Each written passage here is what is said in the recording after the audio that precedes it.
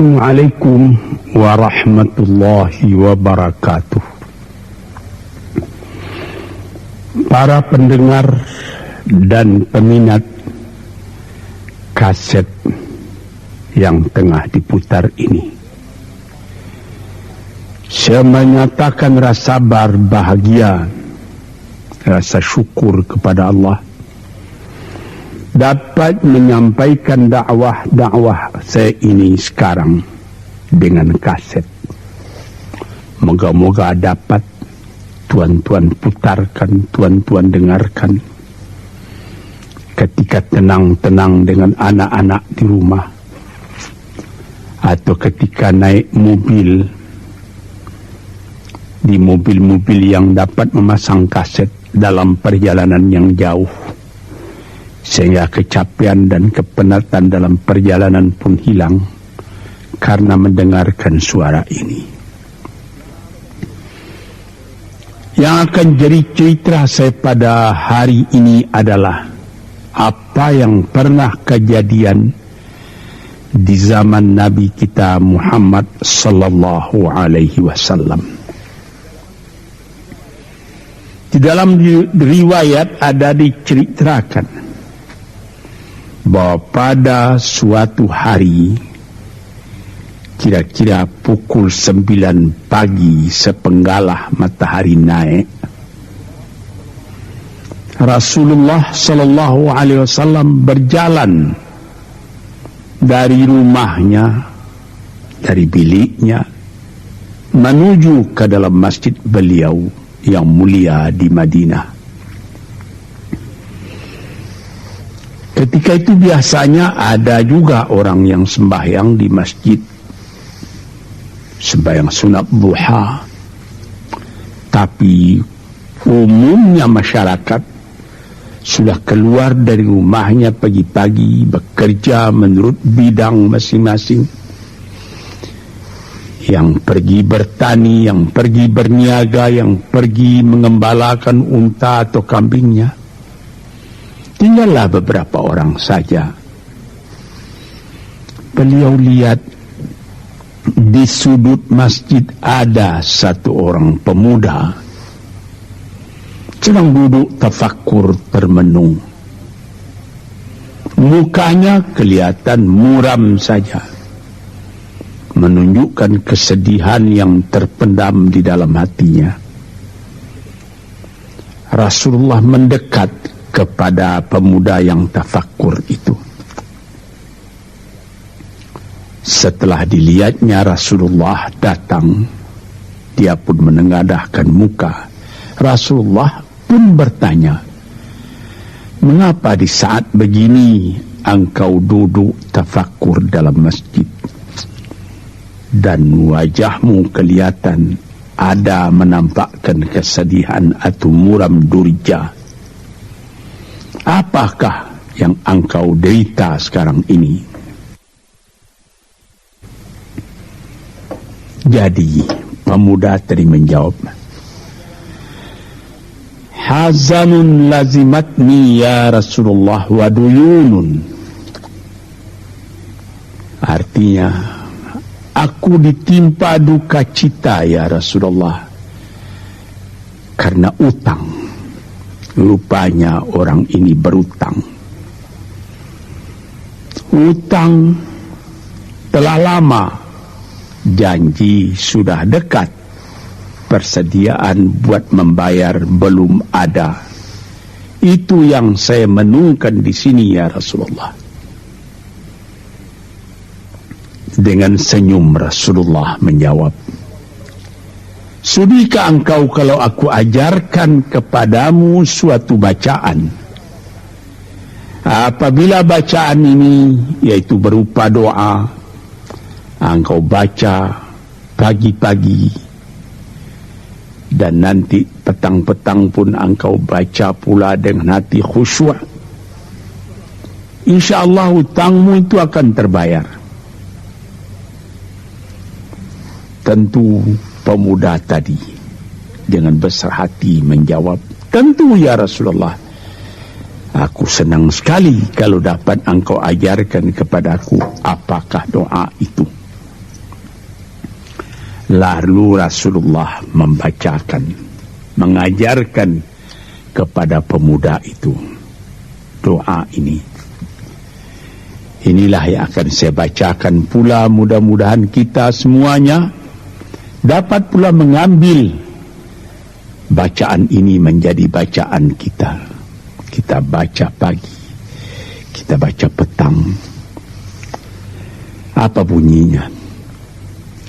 Allahumma inni a'udzubika minal hammi wal hazani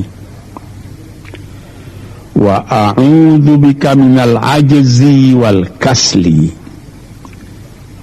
wa a'udzubika minal bukhli wal jubni wa a'udzubika min ghalabatid daini wa qahrir rijal.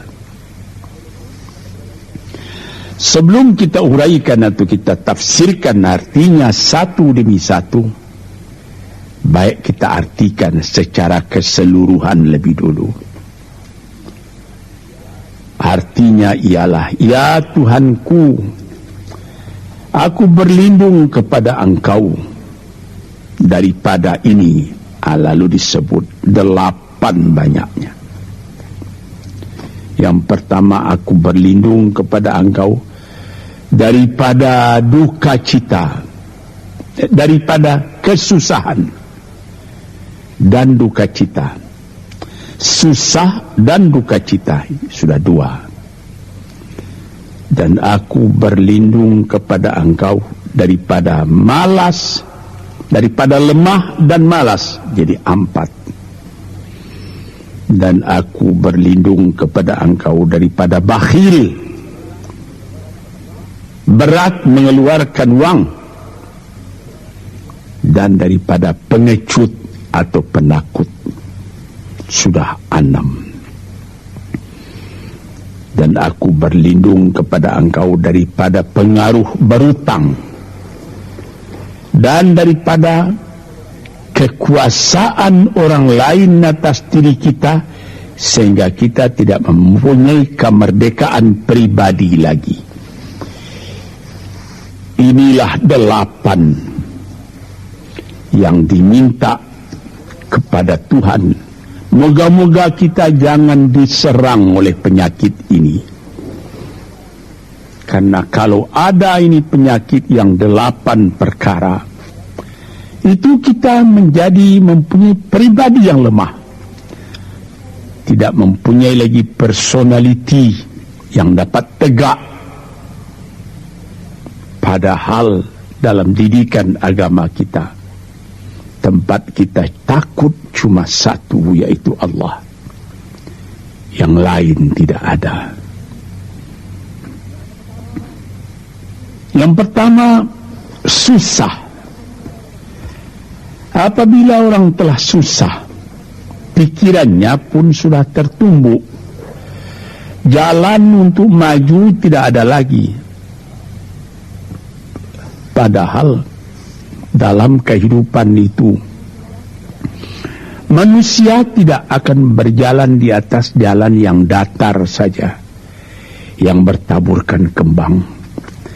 Kehidupan itu mendaki, menurun, melereng, berenang, melewati ombak dan gelombang. Itu pasti dalam hidup. Apa yang disusahkan? Kusut, tak ada kusut yang tidak selesai. Keruh, tak ada keruh yang tidak jernih. Apabila fikiran kita telah susah lebih dulu, maka gelaplah jalan yang kita tumpuh ke muka dalam kehidupan tadi.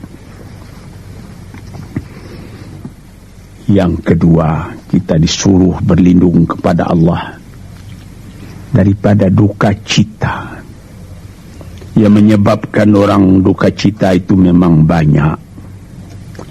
Misalnya, kehilangan barang yang disukai, kematian orang yang disenangi, bahaya yang datang dengan tiba-tiba. Orang yang ditunggu sudah lama tidak datang. Barang yang dicari tak bertemu, dan lain-lain sebagainya. Lalu tumbuh hazan, duka cita. Kalau kesusahan menjadikan soal yang kita hadapi jadi kusut, kedukaan menyebabkan jalan yang kita tempuh jadi gelap. Ini dua hal yang bisa menghambat, menjadi rintangan bagi manusia di dalam kehidupannya. Lalu yang ketiga, aku berlindung kepada Engkau ya Allah minal ajaz. Lemah. Lemah apa? Lemah fikiran. Tidak ada energi lagi. Tidak ada inisiatif lagi. Menyerah saja. Lemah. Belum dihadapi suatu soal, hati lebih dulu sudah lemah. Merasa itu soal terlalu besar.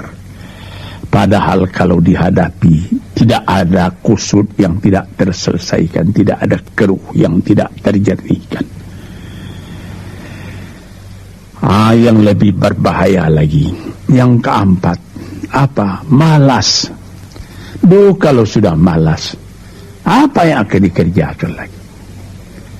Kita duduk saja termenung-menung dalam kemalasan, lalu angan-angan banyak, cita-cita mati. Angan-angan hendak terbang, padahal sayap tidak ada. Angan-angan hendak mempunyai ini, hendak mempunyai itu, hendak mempunyai Mercedes-Benz, hendak mempunyai rumah besar, tapi ikhtiar tidak ada.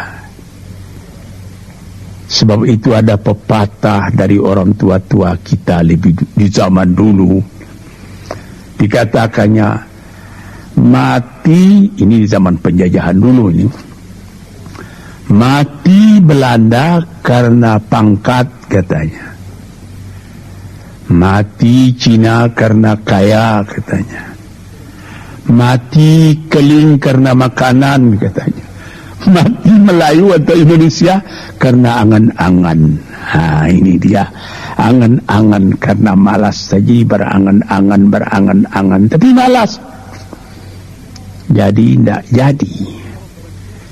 Dan itu membentuk juga kepada diri kita. Orang pemalas itu jalannya lunglai saja, matanya muram saja, tak jauh dia memandang. Ini penyakit. Itu 4 penyakit. Lantas dikatakannya lagi yang nomor 5 dan nomor 6. Wa a'udzubika minal bukhli wal jubni, dan aku berlindung kepada Engkau daripada bakhil dan pengecut. Ini lebih berbahaya lagi. Dikumpul-kumpulnya harta banyak-banyak, maksudnya tadi hendak menguasai harta itu. Lama-lama dengan tidak disadarinya, harta itulah yang menguasai dia. Dia menjadi bakhil. Siang malam tidak ada kesenangan, cuma sibuk cari uang.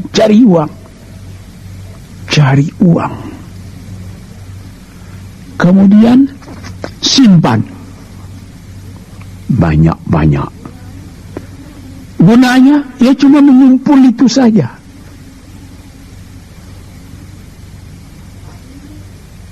Akhirnya berapa banyaknya orang yang mengumpul harta banyak-banyak, faidahnya tidak didapatnya. Seingat cerita dahulu 40 tahun yang lalu ketika saya masih tinggal di kota Medan, ada satu orang kaya mengumpul harta. Terkenal dia kaya di Medan, beberapa buah rumah, puluhan rumah yang dipersewakannya, dan ada lagi harta-harta yang lain. Dia berjalan di jalan raya kota Medan itu dengan jalan kaki pakai payung satu. Padahal orang sudah mulai membeli mobil, entah Cadillac lah, entah Chevrolet lah, model-model yang terkenal sebelum perang. Anaknya mengambil faidah dari kekayaan ayahnya. Dia beli mobil dengan uang ayahnya.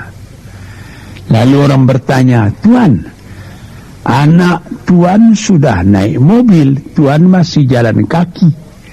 Apa jawab si bakhil tadi? "Saya anak orang miskin, anak saya anak orang kaya," katanya. Inilah orang yang bukan lagi mencari harta buat menguasai harta itu, tetapi dia mencari harta buat dikuasai oleh harta itu. Yang nomor 6 lebih jahat lagi, apa? Jubun, pengecut. Pengecut ini menjadikan separuh dari kehidupan manusia menjadi gagal. Ada pepatah orang, kalau engkau berniaga atau berusaha, meskipun modalmu tadinya tidak ada, asal engkau berani, itulah modal utama dalam hidup. Sesuai dengan pepatah Melayu atau pepatah Indonesia lama, dia katakan,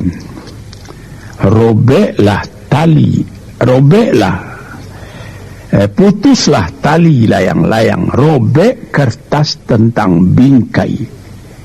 Hidup jangan mengepalang, tidak kaya berani pakai. Hidup jangan mengepalang, tanggung-tanggung jangan. Tidak kaya berani pakai. Keberanian itu adalah modal.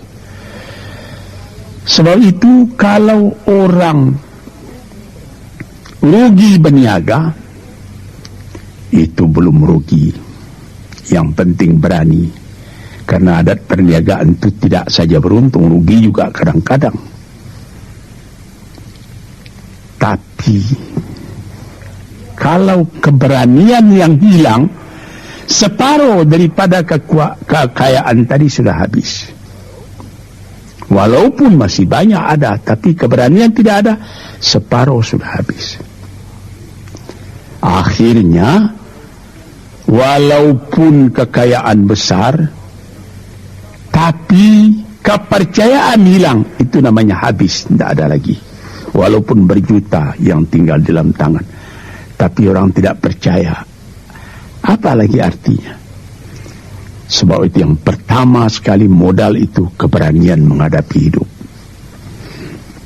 Ini 6. Yang ke-7 dan 8, wa a'udzubika min ghalabatid daini wa qahrir rijal, dan aku berlindung kepada Engkau ya Ilahi daripada pengaruh utang. Hutang itu, itulah anak muda yang duduk di sudut masjid tadi, dipengaruhi oleh utang. Sampai Rasulullah sendiri pun mengatakan, iyyakum wad-daina, jagalah supaya kalau sedapat-dapatnya jangan sampai berutang. Tapi ini bisa juga berutang kalau keberanian tidak ada, dan berani itu membuka jalan buat mencari bayarnya. Tetapi kalau pengecut berutang lagi, itu payah buat membayar. Sebab itu Nabi mengatakan, iyyakum wad-daina, saya dapat-dapatnya elakkanlah supaya jangan berutang.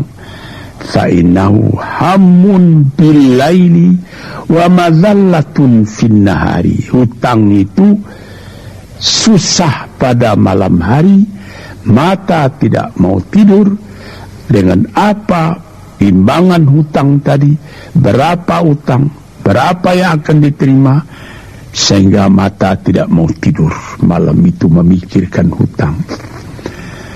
Akhirnya mazallatun fin nahari, kalau siang hari badan berasa hina, tak berani keluar dari rumah. Kota Jakarta yang begitu besar, bersilang siur, jalan-jalan raya, jalan Tamrin, Diponegoro, Imam Bonjol, Cut Mutia, dan lain-lain nama jalan. Ada orang yang jalan itu bertambah lama, bertambah kecil jumlahnya. Kalau orang lain mempunyai 100 macam jalan, dia paling tinggi cuma 2 saja jalan yang dapat jalani. Jalan dari rumahnya ke tempat yang tertentu. Ke lain dia tidak berani. Kenapa? Karena ada tempat dia berutang. Jadi dikatakan dalam hadis itu, orang berutang malam tak mau tidur, siang malu sama orang. Takut akan ditanyai, takut akan dicari. Ataupun dia berbenam di rumah, datang orang menunggu piutang, dia bilangkan kepada pembantunya atau kepada anaknya, katakan bapak tidak di rumah. Anak yang tolol atau pembantu yang tolol menjawab, mana bapak? Dia suruh bilangkan bahwa bapak tidak ada di rumah. Kata anak tadi, bertambah susah. Lantas yang nomor 8, wa qahrir rijal. Kita tidak mempunyai lagi kemerdekaan diri buat menyatakan perasaan kita, karena kita segan kepada orang, kita terlalu banyak berutang budi kepadanya, kita terlalu banyak mendapat hadiah daripadanya, kita terlalu banyak dan lain-lain, sehingga mulut kita jadi tertutup, tak dapat bercakap lagi, ditekan oleh hutang budi kepada orang tadi. Kemerdekaan diri tidak ada lagi. Inilah 8 perkara yang ditunjukkan oleh Nabi sallallahu alaihi wasallam kepada pemuda yang duduk tadi. Dapatlah kita mengambil pedoman dalam kehidupan kita sendiri, bahwa yang amat penting lebih dahulu ialah kemerdekaan jiwa. Kalau sekiranya di dalam negara yang telah merdeka kita sama sekali menyorakkan, meliuk lambaikan kemerdekaan di mana saja kita pergi, tapi banyak orang yang lupa negaranya telah merdeka, dirinya sendiri telah menjadi terjajah. Bukan Belanda, karena Belanda sudah lebih 30 tahun pergi meninggalkan negeri ini. Dan bukan bangsa yang lain, tapi penjajahan yang datang daripada sifat-sifat yang lemah yang kita katakan tadi. Kesusahan. Kalau kesusahan kita perturutkan, jalan yang kita tempuh menjadi buntu. Kita tak tahu lagi kemana akan pergi. Susah. Pagi susah, malam susah. Sehingga kusut benang itu tak tahu lagi jalan keluar. Padahal pangkal dari kesusahan itu bukan dari luar, tapi dalam jiwa kita sendiri, dalam dada kita sendiri. Yang kedua, dikatakan duka cita. Saya teringat kepada satu pantun Melayu atau pantun Indonesia. Dikatakannya, kalau berpiduk jangan bermenung, kalau bermenung riak pun tiba. Kalau duduk jangan termenung. Kalau termenung hati pun iba. Kalau hati sudah iba, jalan tertumbuk. Sampai ada juga pepatah nenek moyang kita, hati yang marah mendorongkan, hati yang hibah menjauhkan. Sebab itu haruslah kita bersedia membesarkan jiwa kita sendiri. Marfu'ar ra's, maufurun kiramah. Kepala terangkat, harga diri dijaga. Itu kemudian dikatakan di yang kedua, al-ajaz, lemah, al-kasal, malas. Kelemahan ini juga ada yang karena penyakit. Kenapa lemah saja? Kenapa tiap-tiap pekerjaan yang dihadapi pesimis yang timbul sehingga timbul malas? Kalau perlu, kita pergi kepada dokter, terutama psikiater. Kita tanyai, di mana segi kelemahan ini? Karena kelemahan jiwa, kemalasan, malas dan lemah itu dari jiwa pangkalnya. Ahli-ahli ilmu kesehatan yang telah mendalam mengetahui hubungan antara rohani dengan jasmani kita, sehingga timbul ilmu yang dinamai psikosomatik atau psikoterapi, menganalisa jiwa dari mana seginya, maka timbul lemah, maka timbul malas. Di sini kita memerlukan kuatnya energi, sebab apabila manusia mempunyai jiwa yang besar, pekerjaan yang besar pun dipandangnya kecil. Tetapi apabila manusia mempunyai jiwa yang kecil, pekerjaan yang kecil pun dipandangnya besar. Kita misalkan saja kedua orang pemimpin yang kita cintai dan kita hormati, proklamator kita Bung Karno dan Bung Hatta. Mereka mempunyai jiwa-jiwa yang besar. Sebab itu mereka memproklamirkan kemerdekaan Indonesia. Indonesia yang besar yang terjadi daripada puluhan ribu pulau dengan 45 kata perkataan, 45 patah perkataan. Dengan ini kami menyatakan kemerdekaan Indonesia. Tapi kalau beliau misalnya orang yang berjiwa kecil, dia akan bertanya, bagaimana bisa Indonesia merdeka? Kita sudah miskin, melarat, dulu dijajah Belanda, kemudian ditekan Jepang. Kapan? Dia mengkaji itu pekerjaan yang detail-detail, yang kecil-kecil, dia anggap itu besar. Ini misalnya.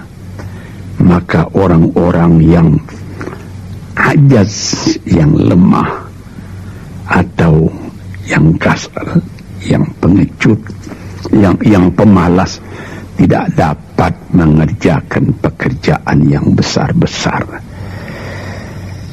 Kemudian yang kelima, dan keadaan wa a'udzubika minal bukhli, aku berlindung kepada engkau daripada bakhil, menerima mau banyak-banyak, mengeluarkan paling sedikit. Dia anggap, sebagaimana saya katakan tadi, tadinya dia menguasai harta, akhirnya dengan tidak disadarinya dia yang dikuasai oleh harta. Akhirnya orang yang begini karyanya cuma mengumpul-ngumpul harta saja. Kumpulkan harta banyak-banyak, kemudian Tuhan memanggilnya kembali ke akhirat, mati, tidak ada harta tadi yang dibawanya. Tinggal menjadi perselisihan di antara anak dan cucu. Di hari-hari yang pertama, anak tadi menangis. Ayahnya telah mati. Tapi di hari yang kedua dan ketiga, dia tidak menangis lagi. Dia berpikir, di mana kunci ditaruh ayah? Di mana simpanan ayah? Berapa peninggalan ayah? Lalu dia berkelahi. Anak tadi. Nah ini, karena si ayah tadi bukhul, bakhil. Nikmatnya orang lain yang merasai, dia sendiri sengsara diperintah oleh hartanya itu. Apatah lagi yang keenam, jubun, pengecut. Dia berjalan siang, dia berjalan malam hari. Kelihatannya olehnya pohon kayu bergerak-gerak. Disangkanya itu hantu. Dia lari terus, bertambah lari, bertambah takut. Akhirnya dia pingsan karena sudah lari itu. Dilihat tidak ada apa-apa oleh orang yang berani. Ini orang yang gagal di dalam perjalanan hidupnya. Karena penakutnya, karena pengecutnya itu. Padahal di dalam keterangan agama sendiri, orang-orang yang beriman kepada Allah dikatakan la tahinu wa la ta'zanu wa antumul a'launa in kuntum mu'minin. Jangan engkau merasa lemah, jangan engkau merasa duka cita, jangan engkau merasa pengecut. Engkau tinggi kalau engkau beriman kepada Allah Subhanahu wa ta'ala. Dengan iman kepada Allah Ta'ala itu kita melihat alam dalam keindahannya, dalam kekecilannya. Yang besar cuma Allah.